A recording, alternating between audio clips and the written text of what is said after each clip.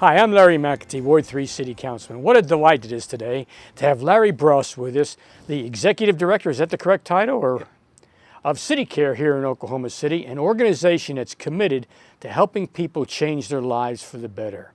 Larry, thank you for all you and your staff do. How about giving our viewers a brief overview of what City Care is all about? Well, I'm not sure we have time, Larry, but I'll speak fast if you'll listen fast. I'm ready to listen, sir. It actually started 20 years ago when at 10th, and that's before Oklahoma City downtown looked a lot different than it does now. We started serving a whosoever will may come breakfast down at 10th and Robinson, the old First Christian church that had been abandoned for 30 years. Basically 5 days a week, we opened our doors, 6:30 to 7:30, and fed the homeless.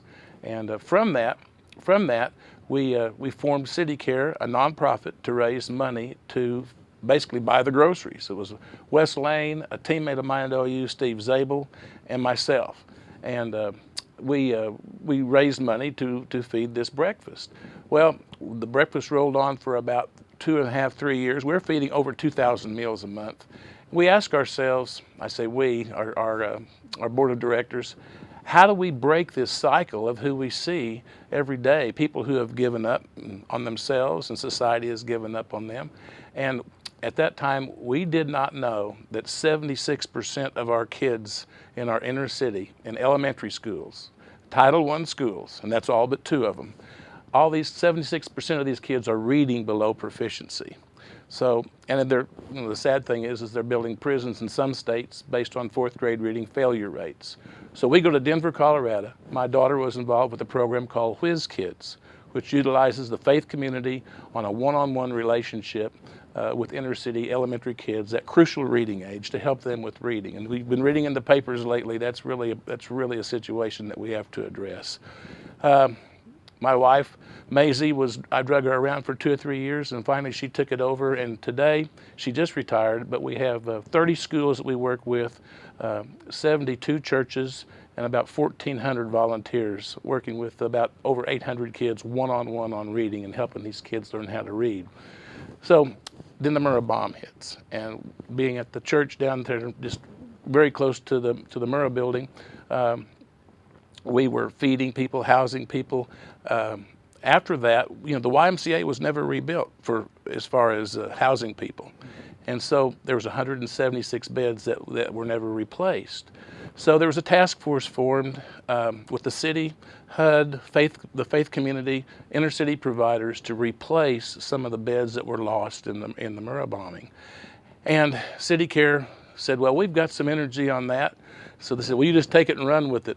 And we did say that it's going to be first class, it's not going to be underfunded, and 24 places around Oklahoma City said, that sounds like a wonderful idea, but not in my backyard.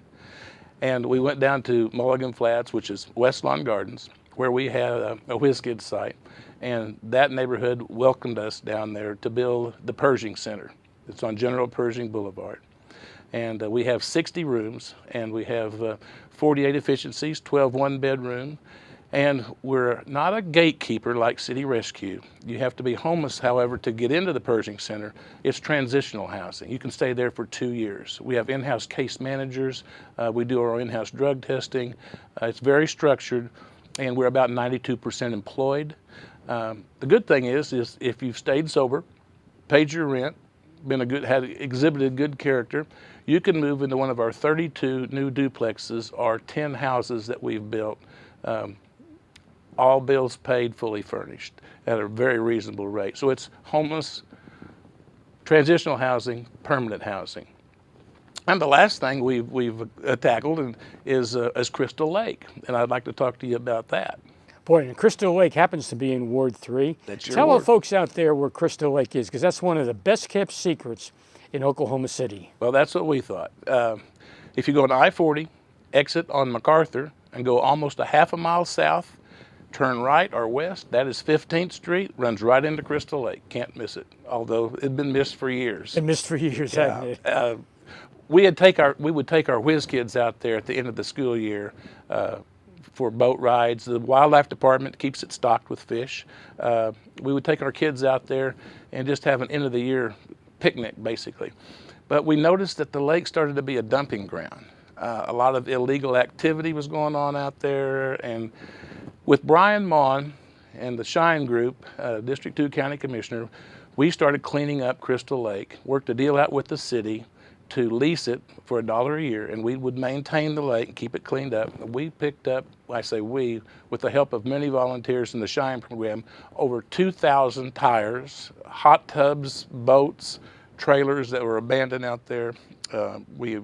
Since then, with the help of the Sarkis Foundation, we have been able to put about $180,000 worth of improvements, pavilion, bathroom, and it's open to the public. And we want it. Well, one of the things we wanted it for was in the summertime, is for inner city kids. And to give those kids an opportunity to get out and experience the great outdoors. Give them an opportunity to get out of their neighborhood. This year we had 3 one-week sessions, and we had over 160 kids that would come out. And it's not outdoor, there's no soccer field, there's no basketball court. It's more of an outdoor education. We have a fabulous archery course out there. You know, and archery's in 400 schools now in Oklahoma. I had no idea it was such a big thing. So we have an archery course. We have, of course, the fishing is out there. We have a really nice boat dock. And these kids get to come out and do identification, do kayaking, fishing, of course, and archery, and just have a wonderful time out the lake. And we have a primitive area out there for archery enthusiasts who like to go out and shoot 3D targets that we're pretty proud of also. And MAPS 3 is coming around the north side of our lake soon, and it's going to be a good experience for the citizens of Oklahoma City. Now, the citizens right now can take advantage of Crystal Lake when it's not being used for this youth activities. Right. They can go out there and enjoy a great place for serenity and fishing and just enjoying the outdoors, can't they? We have a full-time we have security full-time that live out the lake, and it's open to the public. Our only thing that we have with the city is we have an agreement that if we have a function going on out there, which we'd like to talk about, an event going on, that we can close off part of the lake for the event that we have while we have the event. Well, let's springboard into that event then, because it's coming up here, what, in September? September 27th is the 0K. Now, the 0K. Now, I've heard of Zero Coke, but I've never heard of 0K. Well, What's a 0K event? If you look on cars that have 13.2 and 13.1, 13 and 26.2, that's marathon runners and half marathon runners. 0K, 0 kilometers. It's a run for the non-runners. A run for the non-runners. One of our, Patty Moore, who's on our board, she was in the Keys last month, and she saw these, and Patty's not a runner. She's never run a race in her life. She always wanted the T-shirt, you know, and she could never get it because she wasn't a runner. But she saw in the Keys, she saw these signs advertising a 0K, and thousands of people showed up and went 800 feet on a bridge span for a 0K, and it's just a run for the non-runners. And we're going to have that September 27th on a Saturday. We're going to have food trucks out there, big truck tacos will be there. We have 3 bands. It's going to be 3 bands will be there, very family friendly, very family oriented. We have 3 handcrafted beer companies that are going to be out there. It's just going to be a wonderful event for the family, and it's just going to be a happening out at Crystal Lake, September 27th. Now, family, I want to get involved. Tell me again now what I'm going to get in for when I show up out there with my wife and my children. I'm going to run 800 feet? Actually, you don't run anything. Don't run anything. That's what they did in Florida in the Keys. Okay. In our situation, you just show up. Now, we are actually going to have a 5K trail run also that will be in conjunction with the 0K. But if you will get on the computer and Google www.zerokokc.com, 0ok.com, 0okokc.com. That will show you how you register for the race, and we are asking for entities to raise teams. My wife's team is Maisie's Lazies. Maisie's Lazies? Yeah, and she has people who would, for $25, you can get the T-shirt and come out and join all the festivities and be a part of a 0K run and not run. It's a run for the non-runners. Okay, now, the funds that are raised from this, there will be some fundraising that will go on in conjunction with this? Yeah, when you sign up for the T-shirts, a part of that will go, of course, to City Care, and we'll use it strictly on the lake. We're going to use it for the maintenance of the lake and for our summer kids programs out there that we're trying to keep going and expand. Now, the trail run's kind of interesting because this is a kind of a very wooded and secluded area out there. It's going to be through the woods, the 5K? Part of it is. It's not really. Yeah, part of it will be. It'll be through the primitive side of our golf course. The trail actually will not be completed. The MAPS trail. The MAPS trail is just in the construction. Right. So it will not. The way we understand it, will not be completed. So there's no asphalt. It will be actually trails mapped out, and be a very interesting run for trail runners. And it's just all for a good cause. And we look. I think it's going to be a huge event for the public of Oklahoma City to come out and just have a family-friendly time. Okay, so there's food, there's fellowship, there's bands playing, all out of Crystal Lake. Yep. It's going to be an event for the whole family, and the proceeds go for a very good cause too, and also get people to come out and see where Crystal Lake is. And you know, it was interesting as you were going through and talking a little bit about the history of Crystal Lake, and you're talking about the Shine program.